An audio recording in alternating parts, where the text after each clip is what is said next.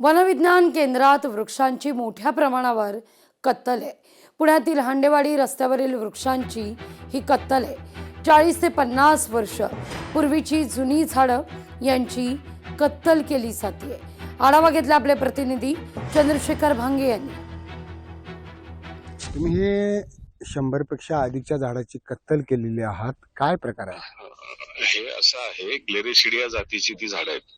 ग्लेरिसिडिया, बर। हा, आणि ती झाडं आता काढून आपल्याला देशी वन तिथे लावायचे, देशी झाडांची। तुम्ही तिथे पुण्याच्या लागवड करायची। तापमानाची पातळी पाहिलात का सर?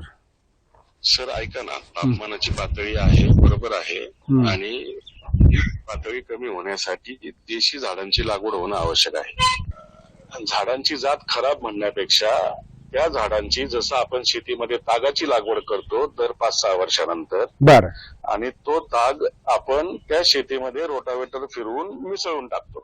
म्हणजे 50-60 वर्षापूर्वीची जी झाडं आहेत त्या 50-60 वर्ष झालेले नाहीयेत त्या झाडांना, ती साधारण 95च्या दरम्यानची लागवड आहे, बर, आणि ती साधारण 10 वर्षच फक्त ठेवायची असते। त्या गोष्टी तिथे, ह्या ज्या झाडांची लागवड जिथे झाली ना, त्याचं पर्पज असं होतं की तिथली जमीन लागवडी योग्य तयार होणं आवश्यक असतं, आणि ती लागवडी योग्य तयार होण्यासाठी ज्या रोपांची लागवड करायची असते आधी 10 वर्ष 12 वर्ष करतात, ती त्या पद्धतीची झाडं आहेत ती।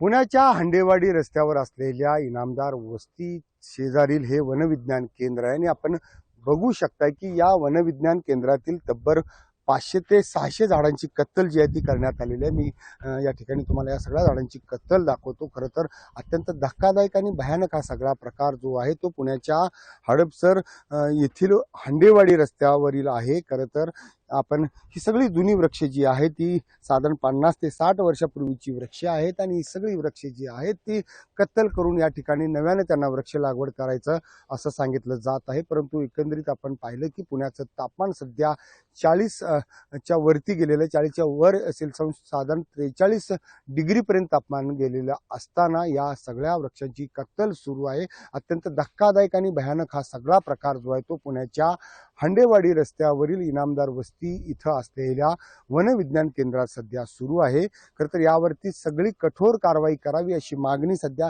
समोर येताना दिसत आहे, कारण ही जी वृक्ष आहेत ती लागवडीसाठी अनेक काळ जातो, परंतु ही वृक्ष तोडण्यासाठी अशा पद्धतीची JCB जी आहे या JCBचा वापर केला जातो, आणि जो JCB चालक आहे याला मात्र याची कल्पना नसते। हे मात्र धक्कादायक आहे। लोकशाहीसाठी मी चंद्रशेखर भांगे, पुणे।